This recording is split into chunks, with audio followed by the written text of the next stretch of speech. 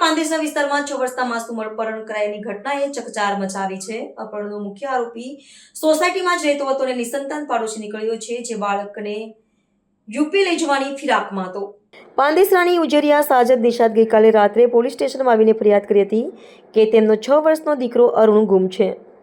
અરુણની મોટી બહેન અંકિતાએ જણાવ્યું કે સાંજે 5 વાગે તેઓ બહાર રમી રહ્યા હતા, ત્યારે તેમના પડોશી સોનુ ઉર્ફે બહાદુર પ્રભુ ગોળ અને અન્ય એક વ્યક્તિ પવન આવ્યા હતા। સોનુએ અરુણને પાણીપુરી ખવડાવવાના બહાને પોતાની સાથે લઈ ગયો હતો અને ત્યાર પછી તે પાછો ફર્યો ન હતો। સોનુ અને બાળકને આસપાસના વિસ્તારમાં ઘણી શોધખોળ કરવા છતાં કંઈ પત્તો લાગ્યો ન હતો। સંતાન ન હોવાને કારણે અપહરણનો પ્રયાસ। આરોપી સોનુ ગોળના લગ્ન થઈ ગયા છે, પરંતુ તેને કોઈ સંતાન નથી, જ્યારે તેની પત્ની ઉત્તર પ્રદેશના મહારાજગંજ ખાતે રહે છે। પોલીસે શંકા વ્યક્ત કરી છે કે સંતાન ન હોવાના કારણે જ આરોપીએ બાળકનું અપહરણ કર્યું હતું અને તેને યુપી લઈ જઈને ઉછેરવાનો તેનો ઇરાદો હતો। આ ઘટનાની ગંભીરતાને ધ્યાનમાં રાખીને પાંદેસરા પોલીસે તાત્કાલિક કાર્યવાહી હાથ ધરી હતી। પોલીસે શહેરના ક્રાઇમ બ્રાન્ચ અને મહિધરપુરા પોલીસ સ્ટેશનની ટીમો સાથે મળીને આરોપીની શોધખોળ શરૂ કરી। દરમિયાન પોલીસને બાતમી મળી હતી કે આરોપી બાળકને લઈને રેલવે મારફત તેના વતન જવાનો છે। તુરંત જ પોલીસની ટીમોએ સુરત સેન્ટ્રલ રેલવે સ્ટેશન પર દરેક પ્લેટફોર્મ અને તેની આસપાસના વિસ્તારમાં તપાસ હાથ ધરી।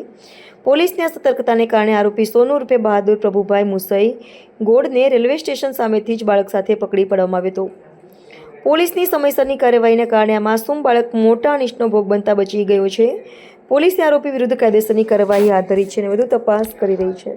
પાંડેસરા પોલીસ સ્ટેશનમાં કાલ સાંજે એક ફરિયાદ એવી આવી કે એક મહિલાએ ફેક્ટરીમાં કામ કરીને 7:30 વાગે જ્યારે ઘરે પરત આવી તો તેમના 3 બાલક બાલકીઓ છે, તો એ આમાંથી એક 6 વર્ષના બાળકો ઘરે રમતા હતા, તો ત્યારે મળતા નથી હતા।